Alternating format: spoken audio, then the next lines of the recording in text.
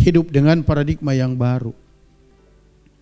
Roma 12 ayat 2, firman berkata, janganlah kamu menjadi serupa dengan dunia ini, tetapi berubahlah oleh pembaharuan budimu. Saya ulang sekali lagi konteksnya ini, surat ini dikirim kepada orang-orang percaya. Saudara ya, kepada kelompok orang percaya. Sehingga ditegaskan sebagai orang percaya, kamu enggak boleh serupa dengan dunia ini. Tetapi kamu harus berubah oleh pembaharuan budimu sehingga kamu dapat membedakan manakah kehendak Allah, apa yang baik, yang berkenan kepada Allah dan yang sempurna. Saudara, sebagai jemaat atau pribadi yang menjadi seperti Yesus, firman Tuhan berkata, kita tidak boleh serupa dengan dunia.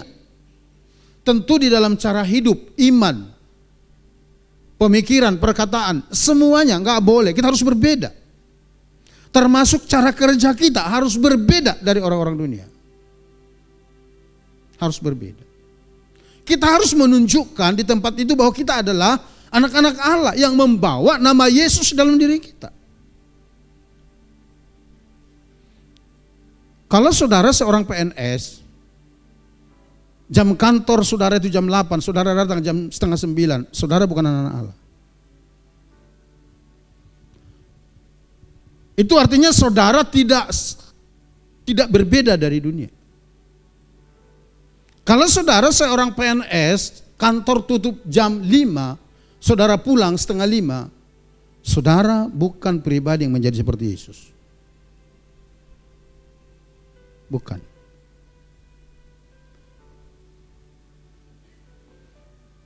Khusus para PNS saya ingatkan kita. Ada ikrar kita waktu dilantik jadi PNS di sana. Apakah itu guru atau apa segala macam. Jam kantor kita itu jelas. Gaji saudara itu berhubungan dengan itu. Kalau kita anak Allah lu saudara ya. Kalau kita menjadi seperti Yesus. Kalau saudara seorang guru, sekalipun mata pelajarannya enggak banyak, enggak full 1 minggu, tapi gaji yang diberikan kepadamu itu adalah absenmu hadir 1 minggu di sana. Orang gaji saudara sama dengan guru yang lain kok. Halo? Kalau saudara nyuri-nyuri waktu seperti yang lain, saudara enggak ada bedanya dari dunia. Kita enggak bisa memancarkan cahaya atau terang di sana. Sehingga orang nggak bisa melihat Kristus ada di dalam kita. Bahkan kita pelopornya, ayo kita pulang dulu, ayo kita bila penting ada waktu mangkir bolos kita semua dari sana. Kalau saudara seorang PNS, ASN, saudara harus libur sesuai dengan jadwal yang ditentukan oleh dinas saudara. Kalau saudara mendahului atau melebihkannya, saudara sedang tidak menjadi saksi di sana. Saudara sedang tidak membangun budaya ilahi di sana. Saudara sama aja dengan orang-orang tidak mengenal Tuhan. Makanya nggak berdampak. Dari mana itu diawali? Dari sini. Dari pola pikir kita. Paradigma kita yang harus berubah. Kita harus menghidupi paradigma yang baru di dalam Tuhan. Pertanyaannya, bagaimana cara hidup dengan paradigma yang baru ini di dalam Tuhan? Cara yang pertama, berpikir dengan cara pikir Tuhan, bukan dengan cara pikir kita. Cara hidup dengan paradigma yang baru atau menggunakan paradigma atau pikiran yang dibaharui dalam hidup kita itu, sehingga kita bisa menghadirkan budaya ilahi kerajaan Allah. Ini kita harus berpikir dengan cara berpikir Tuhan, bukan dengan cara berpikir kita. Kisah Para Rasul 10 kita mulai dari ayat 13 sampai 16. Dikatakan demikian, Bapak perhatikan. Kedengaranlah olehnya suatu suara yang berkata, siapa yang dimaksud olehnya? Petrus. Bangunlah hai Petrus, sembelilah dan makanlah. Tetapi Petrus menjawab, tidak Tuhan, tidak. Sebab aku belum pernah makan sesuatu yang haram, yang tidak dan yang tidak tahir. Ayat 15. Kedengaran pula untuk kedua kalinya suara yang berkata kepadanya, apa yang dinyatakan halal oleh Allah tidak boleh engkau nyatakan haram. Ayat 16, hal ini terjadi sampai 3 kali. Jadi pernyataan ini Tuhan ulang ke Petrus sampai 3 kali. Dan segera sesudah itu terangkatlah benda itu ke langit. Apa itu ini? Apa yang dinyatakan halal oleh Allah tidak boleh engkau nyatakan haram. Apa maksudnya? Maksudnya itu begini, apa yang dikatakan Tuhan benar nggak bisa kita katakan salah. Itu harga mati.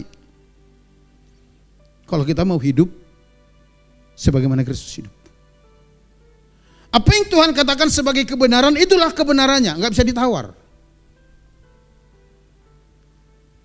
Apa yang legal bagi Tuhan, itulah sesungguhnya. Jangan ditawar, saudara. Lalu apa hubungannya dengan makanan? Ini pengalaman Rasul Petrus, saudara. Pengalaman Rasul Petrus. Kita lihat aja dulu, next slide aja dulu, lihat. Cara berpikir manusia seringkali berbeda dengan cara pikir Tuhan. Cara pikir manusia cenderung berpola pada bahwa kalau itu baik pasti itu benar. Manusia cenderung begitu. Apa yang kita anggap baik, apa kita lihat, kita nilai baik itu, kita pikir itu kebenaran. Kita pikir itu benar. Tapi belum tentu. Perhatikan. Sedangkan cara pikir Tuhan adalah bahwa yang baik belum tentu benar, tetapi yang benar pasti baik. Bisa membedakan? Cara pikir kita itu cenderung melihat kalau hal itu baik itu pasti benar. Tapi belum tentu benar. Cara pikir Tuhan itu berbeda. Cara pandang Tuhan itu, cara pikir Tuhan itu, sesuatu yang benar itu pasti baik. Kalau itu benar pasti baik. Next. Bagi orang-orang Yahudi pada masa Petrus, di zaman Petrus ini, adalah baik untuk membenci dan menghindar dari orang-orang Romawi karena mereka adalah penjajah dan dianggap kafir. Selain itu, bahwa prajurit-prajurit Romawi lah yang menyalibkan Yesus. Itu baik menurut orang Yahudi pada saat itu. Baik. Tetapi Tuhan berpikir lain. Kasih yang ia tunjukkan adalah untuk menyelamatkan dunia. Dan itu berarti termasuk orang-orang Romawi di dalamnya. Tuhan meneguhkan sikap ini dengan memberikan baptisan Roh Kudus kepada Kornelius yang membuat Petrus diyakinkan bahwa kasih karunia Allah berlaku untuk semua orang termasuk kepada bangsa Romawi yang terkenal bengis. Baru kita bicarakan. Apa kaitannya dengan makanan itu? Jadi setelah peristiwa pencurahan Roh Kudus, para rasul itu berpencar di dalam pemberitaan Injil. Sampailah Rasul Petrus di Iope. Dan di Kaisarea ada di sana seorang tentara Romawi berkebangsaan Itali namanya Kornelius. Kornelius ini bukan orang Yahudi. Tapi mereka ada di sana karena mereka sedang menjajah orang Israel. Nah, lalu Alkitab berkata demikian. Kornelius ini seorang yang saleh.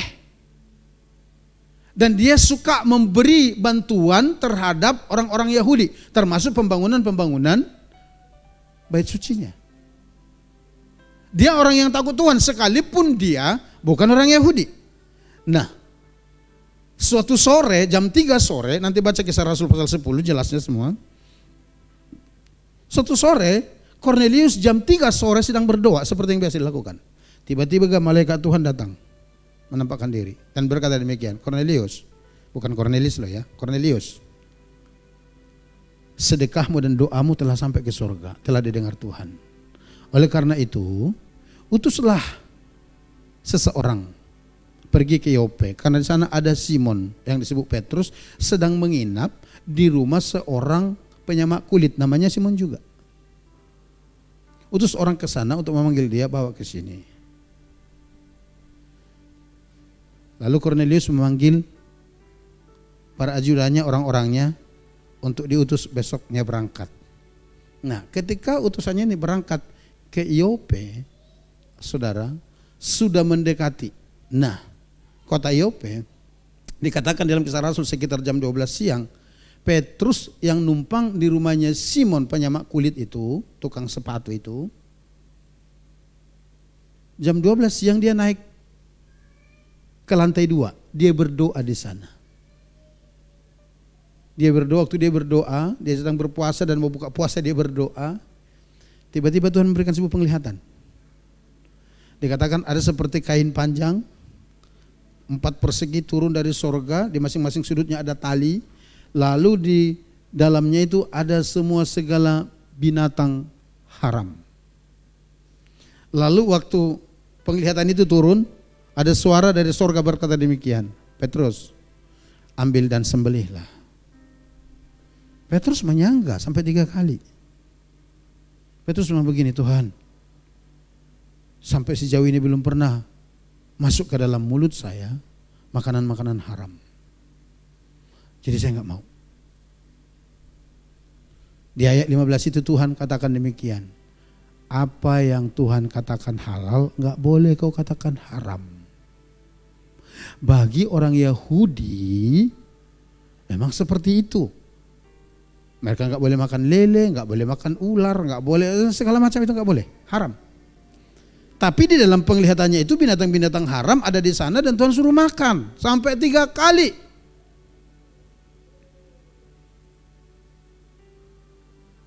Setelah itu Tuhan berbicara, ada orang menunggumu di luar. Mereka saya suruh datang ke sini mau menjumpai engkau, memanggilmu untuk membawa engkau ke tempat mereka karena di sana orang-orang memerlukan kabar baik kasih karunia Tuhan. Saat itulah Petrus berkata, sekarang aku tahu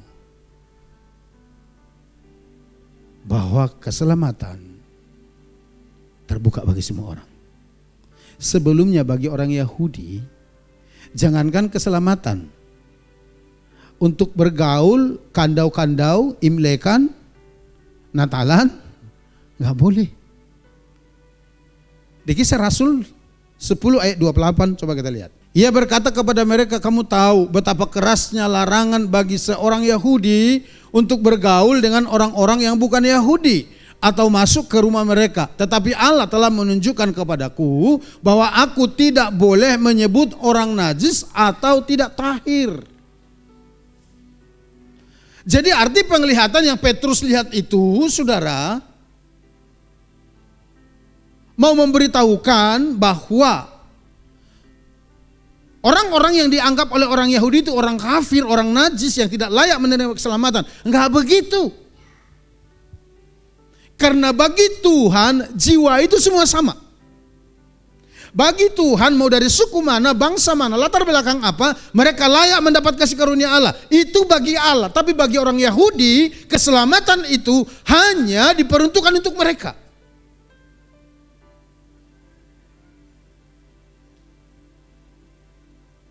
Coba kita kembali ke slide. Nah, saudara. Keren saudara ya. Tuhan berpikir lain. Kasih yang ditunjukkan adalah untuk menyelamatkan dunia dan itu berarti termasuk orang-orang Romawi di dalamnya. Cornelius itu orang Romawi dan mereka adalah penjajah Israel. Itu sebabnya bagi orang Israel adalah itu musuh besar. Kebencian dalam hati mereka itu kuat sekali. Oleh karenanya mereka beranggapan orang-orang ini tidak layak menerima keselamatan. Tapi Tuhan berkata, no, bukan begitu. Siapapun layak diselamatkan. Amin. Syukurnya Petrus itu bisa menangkap dan menerimanya. Dan akhirnya saudara, ketika dia sampai di rumah Cornelius, dia menyampaikan firman Allah. Orang-orang di sana dilawat Roh Kudus. Kisah Rasul 10 ayat 44. Coba kita lihat. Mulai 43 sampai ayat 47. Ini berita yang disampaikan oleh Petrus ketika dia berada di rumah Cornelius yang bukan orang Yahudi itu. Tentang dialah semua nabi bersaksi, tentang Yesus maksudnya, bahwa barang siapa percaya kepadanya ia akan mendapat pengampunan dosa oleh karena namanya. 44. Ketika Petrus sedang berkata demikian, turunlah Roh Kudus ke atas semua orang yang mendengar pemberitaan itu. 45. Dan semua orang percaya dari golongan bersunat yang menyertai Petrus tercengang-cengang karena melihat bahwa karunia Roh Kudus dicurahkan ke atas bangsa-bangsa lain juga. Ayat 46. Sebab mereka mendengar orang-orang itu berkata-kata dalam bahasa roh dan memuliakan Allah. Lalu kata Petrus, ayat 47, bolehkah orang mencegah orang untuk membaptis orang-orang ini dengan air, sedangkan mereka telah menerima Roh Kudus sama seperti kita? Ayat 48. Lalu ia menyuruh mereka dibaptis dalam nama Yesus Kristus. Kemudian mereka meminta Petrus supaya ia tinggal beberapa hari lagi bersama-sama dengan mereka. Orang itu bukan orang Yahudi. Orang itu bukan orang yang sudah percaya Yesus. Orang itu orang yang belum dibaptis. Tapi ketika Petrus khotbah, sampaikan berita kasih karunia mengenai pengampunan dari Yesus, Roh Kudus laut. Orang itu semua kepenuhan roh, dibaptis roh, berbahasa roh. Sehingga Petrus berkata, bolehkah orang melarang orang-orang ini dibaptis sementara mereka sudah dilaut oleh Roh Kudus?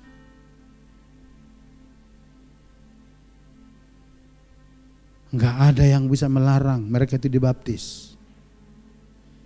Nanti baca di Kisah Rasul 15, terjadi sidang perdana gereja Tuhan dan para rasul-rasul di Yerusalem. Salah satu dipertanyakan tentang Cornelius ini. Di situ Petrus mempertanggungjawabkan, bagaimana kita mau melarang mereka dibaptis? Ini saksi-saksi ikut pada waktu itu. Bahwa Allah mencurahkan kasih karunia dan rohnya kepada mereka sama seperti kepada kita waktu kita mengalaminya, kata Petrus. Sejak itu terjadi perubahan paradigma. Sejak itu mereka berpikir bahwa keselamatan terbuka untuk bangsa-bangsa. Saudara, kalau saudara mau hidup dengan paradigma yang baru, saudara harus membangun pikiran saudara, cara berpikir saudara dengan cara berpikir Tuhan, bukan dengan cara berpikir saudara. Bagimu mungkin orang itu tidak layak, bagimu mungkin orang itu terlalu hina, bagimu mungkin orang itu segalanya lah, gak masuk ukuran. Tapi dengar, moto kita berkata, setiap jiwa berharga di mata Tuhan. Amin. Amin. Kita harus berubah paradigmanya. Apa yang dikatakan Tuhan benar, kita harus berkata itu benar. Apa yang Tuhan katakan salah, kita harus berkata itu salah. Baru kita bisa menghadirkan budaya ilahi atau budaya kerajaan surga di bumi ini dan menunjukkan cara hidup yang berbeda dengan dunia. Amsal berkata demikian, menasihati kita. Percayalah kepada Tuhan dengan segenap hatimu dan janganlah bersandar kepada pengertianmu sendiri. Kadang-kadang yang buat Tuhan itu enggak bekerja dalam kehidupan kita, bukan karena dia enggak sanggup, tapi pola pikir kita yang enggak mau berubah. Kita terlalu bergantung, kita terlalu ngotot berpegang kepada pengertian-pengertian yang salah itu. Sehingga kita tidak mengalami terobosan-terobosan dari Tuhan. Tapi firman Tuhan berkata, percayalah kepada Tuhan dengan segenap hatimu. Paling tidak kepada firman-Nya kita percaya. Saya mau ingatkan saudara, jangan saudara main-main sama firman. Sebab kalau saudara main-main sama firman, saudara coba pelintirkan firman, coba saudara lakukan firman, saudara menanggung akibatnya. Amsal 13:13 berkata begitu. Coba buka Amsal 13:13. Siapa meremehkan firman, ia akan menanggung akibatnya. Tetapi siapa taat kepada perintah akan menerima balasan.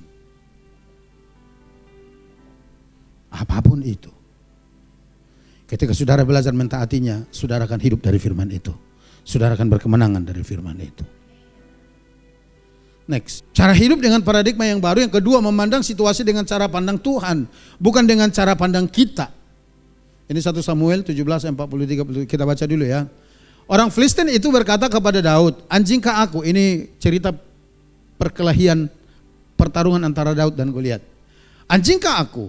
Maka engkau mendatangi aku dengan tongkat. Lalu demi para allahnya orang Filistin itu mengutuki Daud.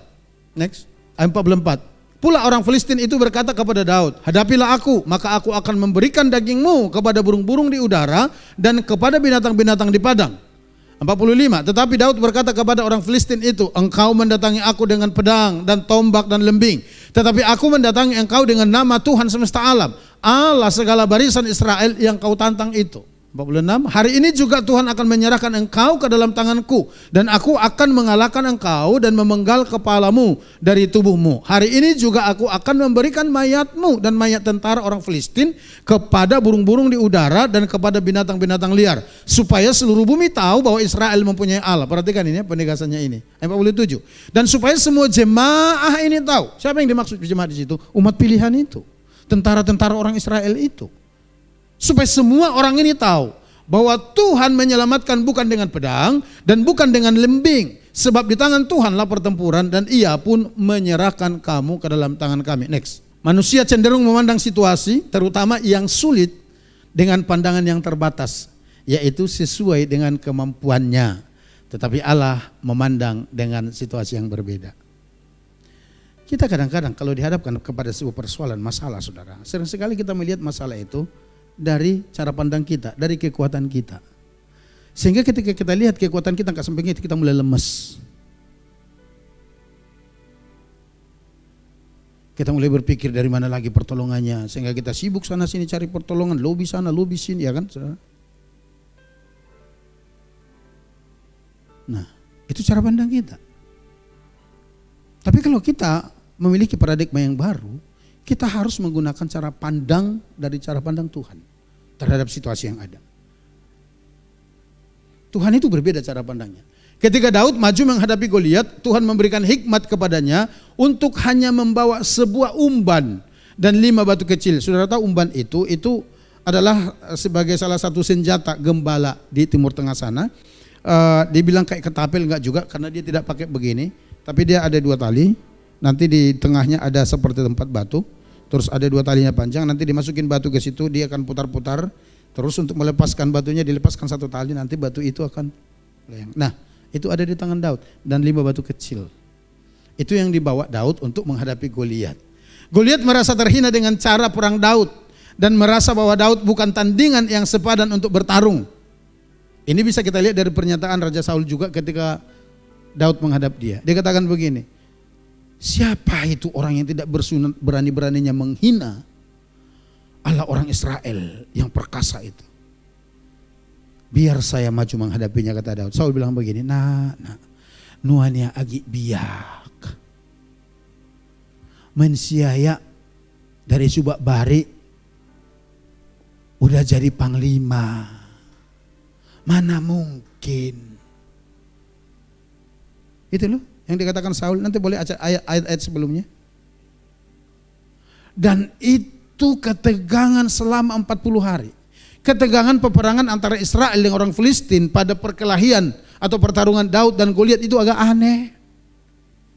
Mereka enggak berperang langsung fisik ke fisik, hanya berperang omong-omong. Alkitab berkata demikian. Orang Filistin di bukit yang satu, orang Israel di bukit yang satu, dipisahkan oleh lembah. Lalu orang Filistin maju dengan kepala prajuritnya Goliat berkata demikian, hei orang Israel, kalau kamu hebat, coba utus 1 orang daripadamu untuk menghadapi aku. Jadi kita nggak usah perang, satu-satu aja, one by one, utus ke sini 1 berhadapan dengan saya. Kalau nanti kamu menang, kami akan menjadi hambamu. Tapi kalau saya bisa mengungguli dia, kalian akan menjadi hamba kami. Itu aja. Selama 40 hari, 2 kali dalam sehari, dikatakan pagi dan petang, itu Goliat muncul ke atas bukit. Ngomong seperti itu. Dan Alkitab berkata setiap kali Goliat muncul, tentara Israel ketakutan di seberang sana. Padahal itu nggak diserang, cuman gosip-gosip tok. Nggak ada kontak fisik, nggak ada kontak senjata dan nggak ada. Hanya muncul pagi, udah ada belum yang berani datang ke sini melawan aku? Belum ada. Kembali ke kemah. Nanti sore jam 3 naik lagi bukit. Woi orang Israel, udah ada belum? Tapi dengan cara begitu orang Israel itu ketakutan setengah mati. Itu kata Alkitab selama 40 hari begitu. Habis rangsum semua saudara. Habis semua perbekalan. Hanya untuk membekali orang, hanya perang mulut di bukit sana. Selama 40 hari. Sehingga bapaknya Daud ngomong ke Daud begini, oh nak, Daud itu anak bungsu dari 8 bersaudara. Kan di peperangan itu ada 3 abangmu ikut ke sana. Mulai dari tertua sampai ketiga. Cobalah lihat ke sana, apakah persediaan mereka masih ada. Dipanggil dari penggembalaan. Daud bilang, siap ayah.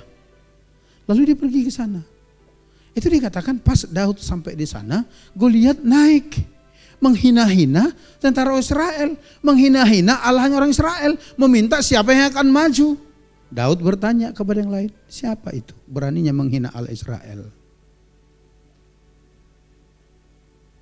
Lalu dia bertanya lagi, Kalau ada orang yang maju mengalahkan dan itu bisa kalah, apa yang raja perbuat terhadap orang itu? Dijelasin semua. Raja akan memberikan kekayaan yang tak terhingga, kemudian akan dijadikan dia menjadi menantunya. Sampailah ketiga abangnya ini. Ada 3 abangnya di situ. Abang tertuanya. Lalu dia tanya lagi, siapa orang itu? Beraninya menghina Allah orang Israel. Dan apa yang akan dilakukan raja kalau seandainya ada yang mengalahkan? Abangnya bilang begini, ngapain kau ke sini? Aku tahu sifat pemberanimu dan kejahatan hatimu. Kepada siapa yang kau titipkan kambing domba ayah kita yang 2-3 ekor itu? Pulang-pulang sana, jangan datang ke medan perang. Tapi di Alkitab berkata yang lain menyampaikan pesan itu ke Saul, sehingga dipanggil dia ketemu dengan Saul. Karena ini peperangan, Saul berpikir harus lengkap pakaian perang, sehingga dipakaikanlah kepada Daud pakaian perang Saul, ketopong, baju jirahnya, perisainya, tutup kakinya. Lalu disuruh Daud berjalan. Coba dulu tes jalan. Gak bisa gerak dia. Karena gak cocok. Saul itu tinggi besar. Daud agak lebih kecil dari Saul. Gak cocok bajunya. Sehingga dia bilang, aduh Tuhan, saya gak bisa pakai ini. Saya belum pernah pakai yang begini. Jadi gak bisa, aku gak usah pakai lah. Terus kamu maju pakai apa? Dia maju menghadapi Goliat dengan 1 umban dan 5 butir batu kecil. Perhatikan, waktu Goliat melihat itu, dia benar-benar marah dan merasa terhina. Sampai dikatakan demikian, anjingkah aku sehingga engkau mendatangi aku dengan tongkat? Karena Alkitab berkata, Bapak Ibu, tingginya Goliat itu 6 hasta 1 jengkal. 1 hasta itu kurang lebih 50 cm. Kalau 6 hasta kali 5 itu berapa? 3 meter dong. 3 meter sejengkal. Wow. Hampir nyangkut di dek ini kalau dia berdiri. Goliat. Ketopong penutup kepalanya itu dikatakan dari tembaga. Baju jirah perangnya itu dari tembaga. Bungkus kakinya dari tembaga. Semua serba tembaga, perisainya dari tembaga, lembingnya dari tembaga. Semua serba tembaga. Dan mukanya begitu terbungkus dengan rapi semua. Supaya tidak tertembus oleh panah dan pedang dan lembing. Artinya dia sangat safety lah dalam peperangan. Tapi Daud mendatanginya dengan cara Tuhan. Daud berkata, engkau mendatangi aku dengan tongkat dan lembing. Tapi aku mendatangi engkau dengan nama Allah Israel yang kau hina itu. Dan ketahuilah hari ini Allahku akan menyerahkan engkau ke dalam tanganku. Dan aku akan berikan tubuhmu ke burung-burung di udara. Coba next kita lihat. Menghadapi situasi yang genting itu, Daud hanya mempercayai jika Tuhan yang menyuruh dan menghendaki, maka Tuhan pasti campur tangan. Tuhan dapat menggunakan apapun untuk menyatakan kekuasaan dan kemuliaannya yang tidak terbatas itu. Nanti di 1 Samuel pasal yang ke-17 itu, ayat-ayat sebelumnya, Bapak Ibu bisa baca, temukan itu. Ketika Saul berkata, alah nak, Nuan, aduh, kau itu masih sangat belia, enggak mungkin nak. Dia itu prajurit dari masa mudanya dan sekarang pun dia prajurit, dia orang top di Filistin. Lihat itu, bodinya, kekarnya, tato di mana-mana, kira-kira begitu saudara. Apa jawab Daud kepada Saul? Dia bilang begini, aku ini menggembalakan kambing domba hambamu ayahku. Kerap kali singa dan beruang datang menerkam domba-domba itu. Kalau datang singa dan beruang menerkam mereka, saya datang dan mengusirnya. Kalau mereka menyerang aku, saya tangkap janggutnya, saya sobek mulutnya.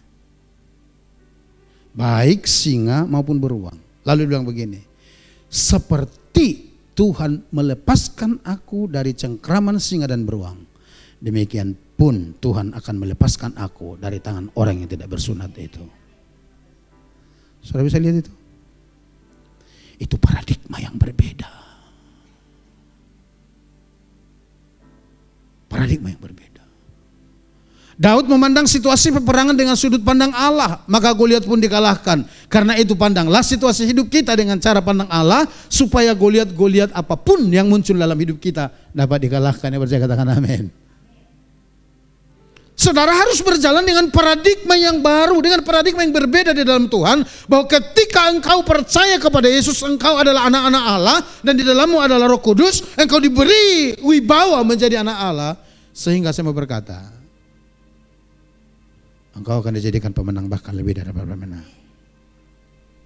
Amen. Saya tidak pernah berkata kepada saudara di tahun second chance ini bahwa kita tidak ada masalah, enggak. Tapi yang saya mau katakan, ketika hidupmu menjadi seperti Yesus, tidak ada persoalan yang bisa menghalang hidupmu. Karena Bapa tampil sebagai pembelamu. Karena engkau anaknya. Amin. Itu yang harus ada di pikiran kita. Pakai paradigma baru. Memandang situasi, pandang seperti Tuhan memandangnya. Itu yang Daud lakukan sehingga dia menang. Kembali ke slide tadi. Sehingga Daud mengalahkan Goliat itu. Di perjalanan bangsa Israel keluar dari Mesir masuk ke tanah Kanaan pernah terjadi itu di padang gurun. Di Bilangan 13:14 ketika Musa mengutus pengintai masuk ke tanah Kanaan 12 orang, 10 orang pulang intelijennya dengan laporan busuk kata Alkitab.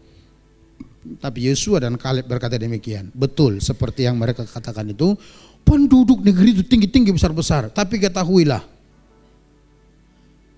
bahwa Allah menyertai kita sehingga yang menyertai mereka, sesembahan mereka telah meninggalkan mereka. Dan kita akan telan mereka habis. Itu paradigma baru saudara. Dan itu perlu kita hidupi dalam kehidupan kita sehari-hari. Kita perlu tampilkan itu untuk memperlihatkan sebuah nilai yang berbeda kepada dunia. Kalau saudara dikit-dikit mengeluh kepada orang, baperan kepada orang. Orang bilang begini, percuma kau bu di hari Minggu ke gereja. Kuatirmu lebih besar dari dirimu. Kuatirmu lebih berat dari bobotmu. Kenapa? Karena kita selalu memakai cara pandang kita.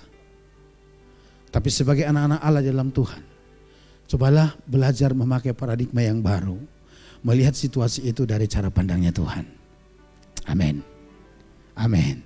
Maka engkau akan maju dalam kemenangan. Yang terakhir saudara kita lihat. Makanya ketika melakukan dengan cara Tuhan. Atau melakukan sesuatu dengan cara Tuhan. Bukan dengan cara kita.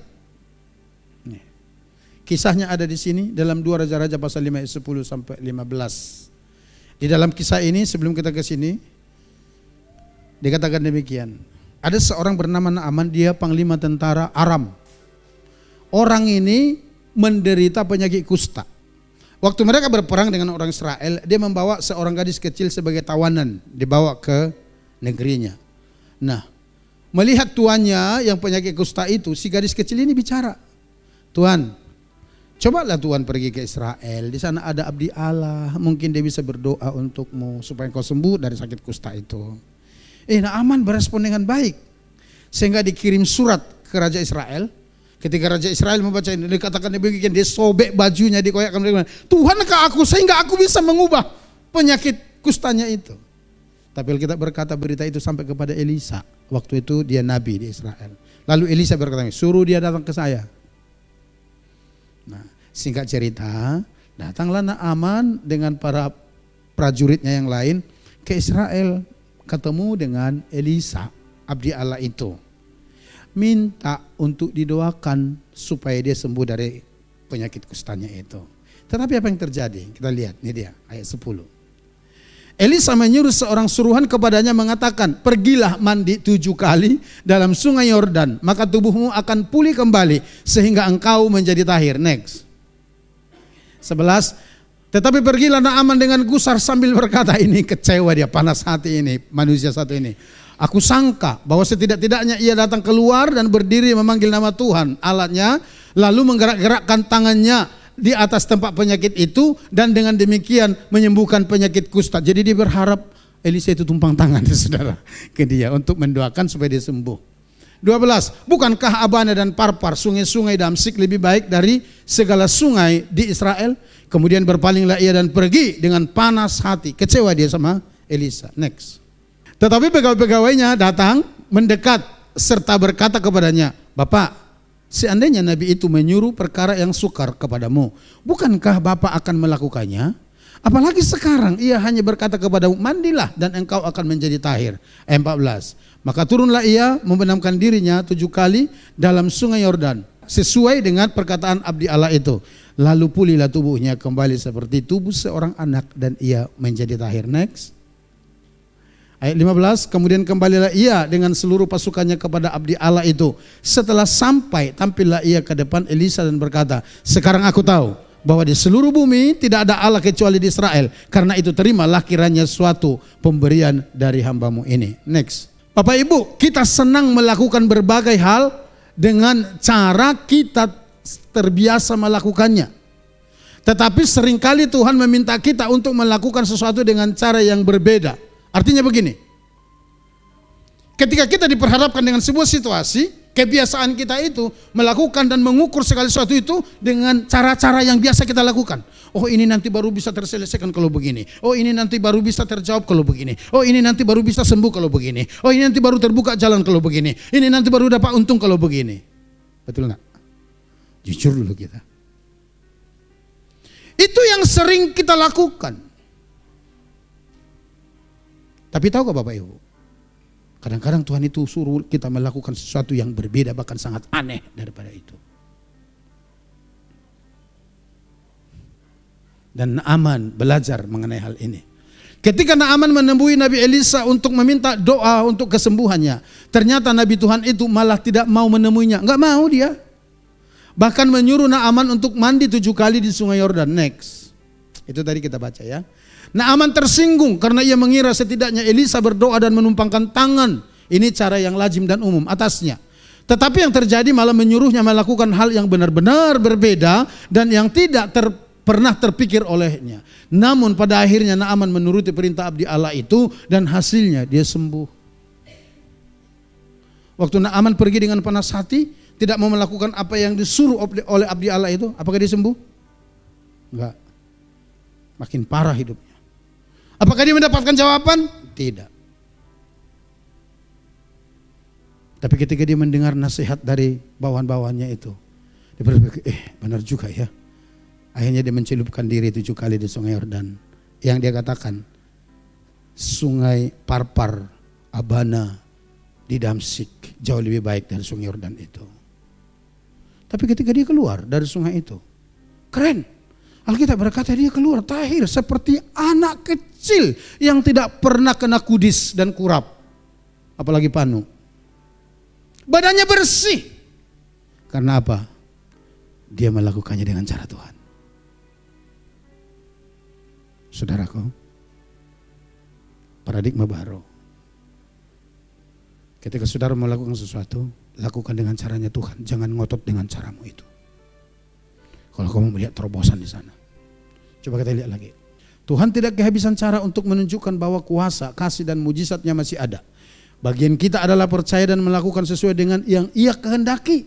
Jangan batasi cara Allah dengan cara pikir, sudut pandang, sikap dan kebiasaan kita.